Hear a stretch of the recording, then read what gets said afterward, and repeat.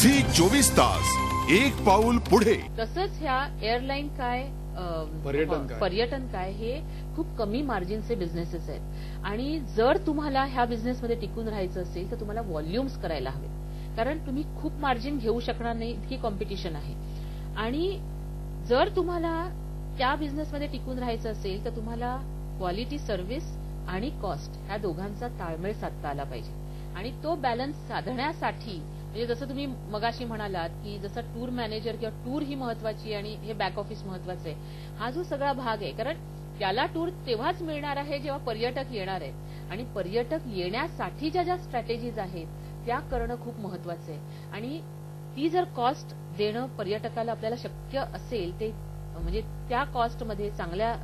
प्रतीची सर्व्हिस देणं, हे जर हा बॅलन्स साधायचा असेल तर तुम्हाला छोट्या छोट्या एफिशियन्सीज त्याच्यात आणायला पाहिजे। आणि ह्या जर आणायच्या असतील तर त्याला खूप बॅकवर्किंग आहे। म्हणजे मला नेहमी आश्चर्य वाटतं की आपण ते पॉवर सेव्हर बल्ब हल्ली वापरतो आणि पूर्वी आपण जे बल्ब वापरायचो त्याची किंमत आणि पॉवर सेव्हर बल्बची किंमत ह्याच्यात खूप जमीन अस्मानाचा फरक आहे। तर मी नेहमी म्हणते की अरे आपण म्हणतोय ते सेव्हिंग्ज आहे पण ते आधीच खरोखर होतंय का, त्याला आधीच आपण एवढे पैसे देतो असा एक तो हे जसा असतो तसंच इथेच आहे। आणि त्या एफिशियन्सीज म्हणजे आज आमच्याकडे ड्राईव्ह हाच आहे, कारण परत एकदा रिसेशनचे वारे वाहत आहेत असं दिसतंय। आणि त्या ह्याच्यात आपल्याला जर टिकून राहायचं असेल तर ज्या इनएफिशियन्सीज आहेत, म्हणजे आमच्याच ऑफिसमधली एक छोटीशी गोष्ट सांगते की एका मुलाला मी म्हटलं बाबा तुम्ही का जाताय ह्या ठिकाणी,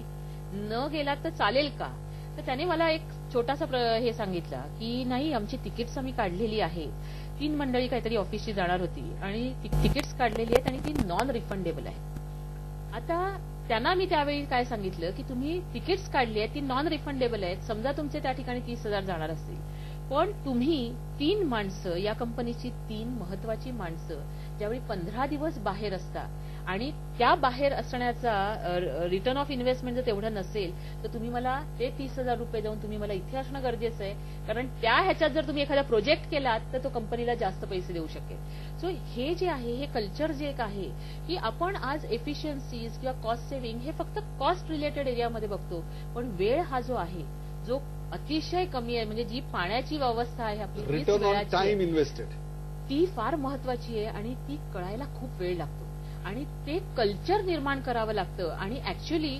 कॉस्ट सेव्हिंग ही फक्त ऍक्च्युअल कॉस्ट नसून हे जे हिडन कॉस्ट आहेत त्या कशा सेव्ह करता येतील, म्हणजे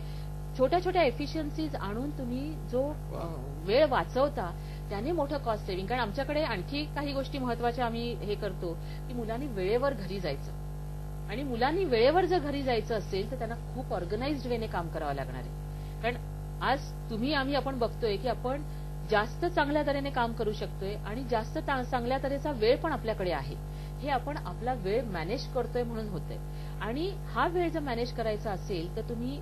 आतून आणि बाहेरून हॅप्पी असणं खूप गरजेचं आहे। आणि हे आतून हॅप्पी असण्यासाठी तुम्ही जर रोज रात्री 10 आणि 12 वाजता तुमच्या घरी गेलात, परत 6 वाजता उठून जर ऑफिसकडे धावायला लागलात तर ते होणार नाही। त्याच्यामुळे आमच्याकडे एक आम्ही म्हणजे मध्ये तर एक ड्राईव्हच आणला होता की 7:30 वाजता ऑफिस बंद होणार,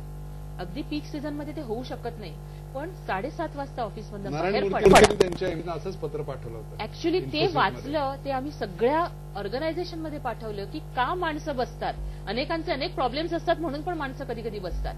पण तुम्ही लवकर घरी जा, तुमच्या फॅमिलीला वेळ द्या आणि उद्या परत ताजेतवाने होऊन ऑफिसला या। झी 24 तास एक पाऊल पुढे।